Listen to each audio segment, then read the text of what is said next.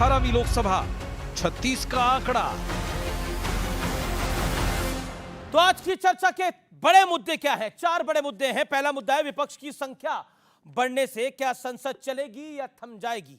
दूसरा बड़ा मुद्दा है संविधान बचाने के नाम पर हंगामे से किसे नफा और किसे नुकसान होगा। 10 साल बाद एलओपी बनने से संसद के अंदर और बाहर क्या बदल जाएगा।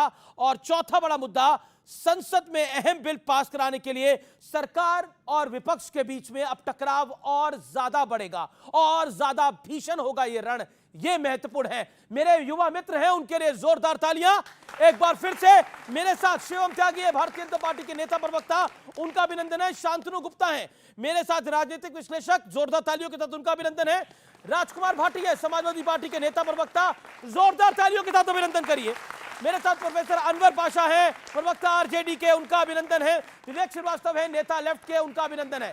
तो शुरुआत प्रोफेसर साहब आप ही से करते हैं, क्योंकि लोकतंत्र की दुहाई है और बार बार कहा जाता है कि लोकतंत्र समाप्त हो रहा है, संविधान को बचाना है। ऐसा नरेंद्र मोदी ने बीते 10 साल के अंदर, और बड़ी बात यह है कि बीते 23 साल से वो कोई ना कोई सरकार को हेड कर रहे हैं, चाहे वो गुजरात हो, चाहे वो केंद्र की सरकार हो। नरेंद्र मोदी ने कौन से संवैधानिक कार्य नहीं किए हैं? अमीश जी, पिछले इस इलेक्शन में जो अभी लोकसभा का इलेक्शन संपन्न हुआ, जो सरकार बनी है अभी, उसके नतीजे को अगर आप सामने रख के देखें तो ये बात बिल्कुल साफ हो जाती है कि जनता ने लोकतंत्र के पक्ष में वोट डाला है।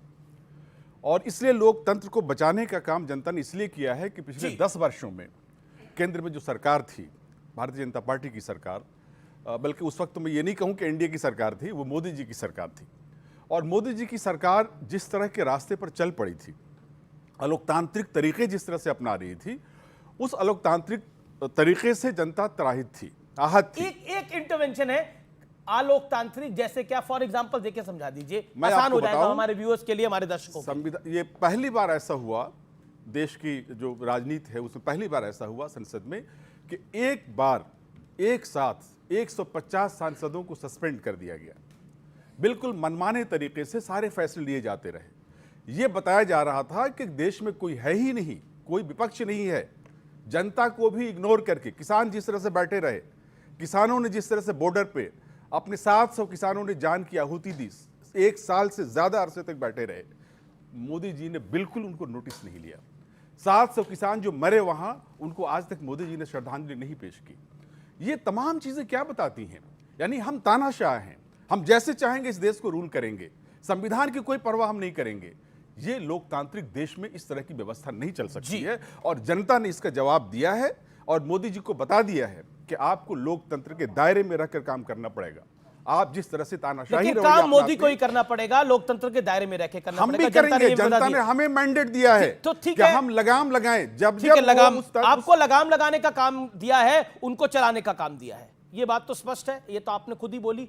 तो शिवम त्यागी, इनको लगाम लगानी है, आपको सरकार को भी चलाना है, देश को भी चलाना है।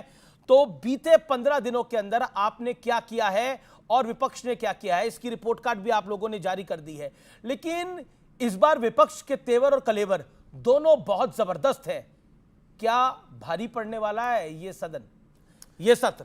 आरजेडी के मेरे मित्र ने कहा कि इस बार जनता ने जो है लोकतंत्र को बचाने के लिए वोट दिया है, यानी कि भारतीय जनता पार्टी को जो उन्होंने वोट दिया है वो लोकतंत्र को बचाने के लिए ही वोट दिया है। अगर कांग्रेस को दे दे तो लोकतंत्र खत्म कर देते हैं हमेशा की तरह। बहुत बहुत धन्यवाद आपका, ये तय कर दिया इस देश की जनता ने इस बार भी। ये अपने आप में बहुत अविस्मरणीय है। 1962 के बाद 64 साल बाद फिर से इस देश में कोई एक ऐसी सरकार आई है जिसने लगातार तीसरी बार आदरणीय प्रधानमंत्री जी को फिर से प्रधानमंत्री बनाया। यह हमारे लिए गौरव की बात है। हमने 15 दिन के लिए तो कहा ही, लेकिन आपने जो विषय खास तौर पर रखा टसल, मैं ऐसा मानता हूं कि जनता ने कुछ सांसद अगर इनके ज्यादा जिताकर भेजे तो वो शायद इसलिए भेजे, कुछ नहीं, काफी ज्यादा जिता, तो वो शायद इसलिए भेजे कि बहुत ज्यादा शोर नहीं चाहिए, उनको डिस्कशन चाहिए, डिस्कोर्स चाहिए। जैसे यहां पर अभी आपने 5 पैनलिस्ट रखे हैं, आपको अगर डिस्कशन को और वाइड करना होता तो 7-8 रख लेते आप। उसका विषय यह नहीं होता कि हम आपस में लट्ठम लट्ठा करने लग जाते हैं, लड़ने लग जाते हैं। उसका एजेंडा यह होता कि डिस्कशन और वाइड हो जाता। लेकिन शायद ये उसका मतलब समझते नहीं है।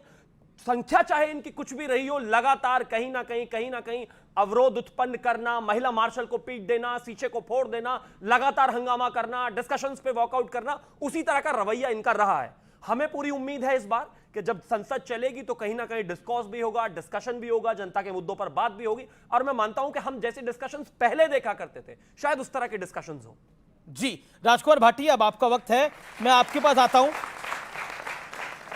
डिस्कशन, डिबेट, डेलिब्रेशन, यानी जो ट्रिपल डी का फॉर्मूला है ये होना चाहिए, यानी चर्चा विमर्श जरूरी है, लेकिन हंगामा भी जरूरी है, आपको लगता है? और हर विषय पर हंगामा जरूरी है, हर विषय पर तलवार खींची रहे ये जरूरी है सत्ता और विपक्ष के बीच में, पक्ष और विपक्ष के बीच में? बिल्कुल जरूर नहीं है। बहुत काम सहयोग से भी चलाए जा सकते हैं, आपसी सद्भाव से चलाए जा सकते हैं, मेलजोल से चलाए जा सकते हैं, बशर्ते कि दोनों पक्ष उसके लिए आगे बढ़ें। जी, एक पक्ष संसद में खड़ा होकर ये ना कहे कि एक अकेला सब पर भारी, ये जो भाषा है एक अकेला सब पर भारी, ये तानाशाही की भाषा है। हम की जो भाषा है, हमारा संविधान भी हम शब्द से शुरू होता है। हम भारत के लोग, भारत को एक सर्वप्रभुत्व, आप भी तो उस एक अकेले के पीछे ही पड़े हुए हो, पूरी सरकार में किसी का नाम नहीं लेते, उस मोदी का ही नाम लेते हो। दूसरी बात जी, आपने कहा क्या बदला, इस बात देखो क्या बदला हुआ है जी। हमारे भाई शिवम त्यागी भी आशान्वित हैं कि इस बार बढ़िया काम होंगे, और हम भी आशान्वित हैं कि इस बार बढ़िया काम होंगे। तो इस देश की महान जनता को प्रणाम, जिसने दोनों पक्षों को आश्वासन दिया है कि इस बार बढ़िया काम होंगे। ये जनता की उपलब्धि है। सरकार की जहां तक बात है, इस बार संसद में, जैसा अभी आप पासा साहब से पूछ रहे थे, इन्होंने एक दो उदाहरण दिए। कुछ उदाहरण ये भी हैं कि कृषि बिल बिना कृषि मंत्री की सलाह के और बिना किसानों की सलाह के लाया गया, ऑर्डिनेंस से लाया गया। नोटबंदी बिना वित्त मंत्री को बताए, रिजर्व बैंक के गवर्नर को बिना बताए की गई। अग्निवीर योजना बिना रक्षा मंत्री की जानकारी के आई। जब इस तरह के फैसले लिए जा रहे थे तो उसे तानाशाही कहते हैं। इस बार ऐसा नहीं हो पाएगा। इस बार कोई ये दावा नहीं कर पाएगा कि मैं, इस बार सरकार, जो आपने एक बात और कही कि 23 साल से हैं सरकार में, लेकिन इस बार परिवर्तन ये है कि पहले बीजेपी की पूर्ण बहुमत की सरकारें नहीं हैं, चाहे गुजरात हो और चाहे केंद्र हो।